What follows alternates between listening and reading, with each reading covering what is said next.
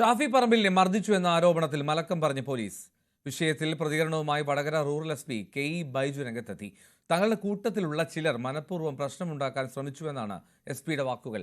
അത് ആരാണെന്ന് കണ്ടെത്താൻ അന്വേഷണം നടത്തുകയാണ്. ഷാഫിയെ ആരോ പിന്നിൽ നിന്ന് ലാത്തി കൊണ്ട് അടിച്ചതാണെന്നും കെ.ഇ. ബൈജു പറഞ്ഞു. ലാത്തിചാർജ് ഞങ്ങളെ പോലീസ് ചെയ്തിട്ടില്ല. ലാത്തിചാർജ് നിങ്ങൾ കണ്ടു കാണും. ഒരു കമാൻഡ് ചെയ്യും, വിസിലടിക്കും, അടിച്ചോടിക്കും. അങ്ങനെ ആക്ഷൻ നടന്നിട്ടില്ല. പക്ഷെ ഞങ്ങളുടെ ഉള്ള ചില ആളുകൾ മനഃപൂർവ്വം അവിടെ കുഴപ്പമുണ്ടാക്കാൻ വേണ്ടി ശ്രമിച്ചിട്ടുണ്ടെന്ന് ഞങ്ങൾ പിന്നീട് മനസ്സിലാക്കിയിട്ടുണ്ട്. അത് ഞങ്ങളിപ്പോൾ AI ടൂളൊക്കെ ഉപയോഗിച്ചിട്ട് ആരാണെന്ന് കണ്ടുപിടിക്കാൻ ആയിക്കൊണ്ടിരിക്കുക.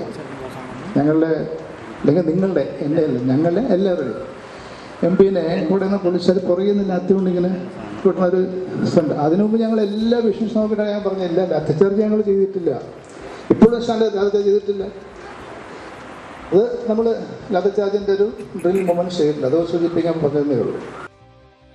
ഷാഫിയെ മർദ്ദിച്ച പോലീസ് ഉദ്യോഗസ്ഥർക്കെതിരെ നടപടി ആവശ്യപ്പെട്ട് പ്രതിഷേധം ശക്തമാക്കാൻ കോൺഗ്രസ് നീക്കം. നടപടിയില്ലെങ്കിൽ ഉദ്യോഗസ്ഥരുടെ വീടുകളിലേക്ക് മാർച്ച് നടത്താനാണ് തീരുമാനം. ഷാഫി പറമ്പിൽ പ്രിവിലേജ് കമ്മിറ്റിക്ക് പരാതി നൽകുമെന്ന് DCC നേതൃത്വം അറിയിച്ചു. ഇന്നലെ പേരാമ്പ്രയിൽ സംഘടിപ്പിച്ച പ്രതിഷേധ സംഗമത്തിൽ 325 പേർക്കെതിരെ പോലീസ് കേസെടുത്തു. MS അനീഷ് കുമാർ വിവരങ്ങൾ വച്ചിരുന്നു. അനീഷ്, എന്തായാലും പോലീസ് ഇത്തരത്തിലൊരു കുറ്റസമ്മതം എന്നൊക്കെ പറയാം, കൃത്യമായി മലക്കം പറയുന്നു, ലാത്തി കൊണ്ട് അടിച്ചു എന്ന് റൂറൽ എസ് പി തന്നെ വ്യക്തമാക്കുകയാണ്. അത് ഒന്ന്. മറ്റൊന്ന്, എന്തൊക്കെയാണ് ഷാഫിയുടെ ഇനിയുള്ള നീക്കങ്ങൾ? എൽദോ, ഈ പേരാമ്പ്രയിലെ സംഘർഷം കഴിഞ്ഞതിന് പിന്നാലെ തന്നെ റൂറൽ SP വ്യക്തമാക്കിയിരുന്നു, ഇത്തരമൊരു ലാത്തി ചാർജ് പേരാമ്പ്രയിൽ നടന്നിട്ടില്ല, അങ്ങനെ ഒരു പോലീസ് ആക്ഷന് ഉത്തരവ് കൊടുത്തിട്ടില്ല എന്ന് അദ്ദേഹം വ്യക്തമാക്കിയിരുന്നു. എന്നാൽ പിന്നീടാണ് ഷാഫി പറമ്പിലിന് ലാത്തി കൊണ്ട് തലക്കടിയേൽക്കുന്ന ദൃശ്യങ്ങൾ പുറത്തു വരികയും ചെയ്തത്. എന്നാൽ ഇപ്പോഴും ലാത്തി ചാർജ് നടത്തിയില്ല എന്ന വാദത്തിൽ ഈ റൂറൽ SP ഉറച്ചു നിൽക്കുകയാണ്. അദ്ദേഹം പറയുന്നതനുസരിച്ച് സാധാരണ ലാത്തി ചാർജ് ഉണ്ടെങ്കിൽ അതിനു മുമ്പ് ഒരു മുന്നറിയിപ്പ് നൽകും, ചെയ്യും, അതിനുശേഷമാവും ആക്ഷനിലേക്ക് നീങ്ങുക. ഇത്തരം ഒരു നടപടിക്രമവും അവിടെ ഉണ്ടായിട്ടില്ല.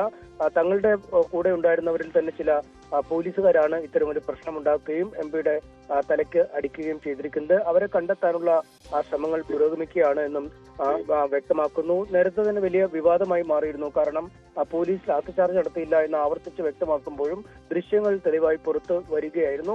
ഇതേ തുടർന്ന് പോലീസ് ആഭ്യന്തരമായി തന്നെ ഒരു അന്വേഷണം ആരംഭിച്ചിട്ടുണ്ട് എന്നാണ് മനസ്സിലാക്കാൻ കഴിയുന്നത്. എന്താണ് യഥാർത്ഥത്തിൽ അവിടെ സംഭവിച്ചത്? ഒപ്പം മേലുദ്യോഗസ്ഥരുടെ നിർദ്ദേശങ്ങൾ അക്ഷരം പ്രതി പാലിക്കുക മാത്രമാണോ അവിടെ നടന്നത്? ഒപ്പം മേലുദ്യോഗസ്ഥരെ തെറ്റിദ്ധരിപ്പിക്കാൻ പോലീസുകാരുടെ ഭാഗത്തുനിന്നും ശ്രമമുണ്ടായോ എന്നീ തുടങ്ങിയ കാര്യങ്ങളൊക്കെ പരിശോധിക്കുമെന്ന് നമുക്ക് വിവരങ്ങൾ ലഭിച്ചിരുന്നു. എന്തായാലും അതിന്റെ ഒരു തുടർച്ചയെന്നോണം തന്നെ വേണം ഇപ്പോൾ ഈ റൂറൽ SP-യുടെ പ്രതികരണത്തെ നമുക്ക് വിലയിരുത്താൻ. എന്തായാലും ഇത് സംബന്ധിച്ച് വളരെ വിശദമായ അന്വേഷണം നടക്കും.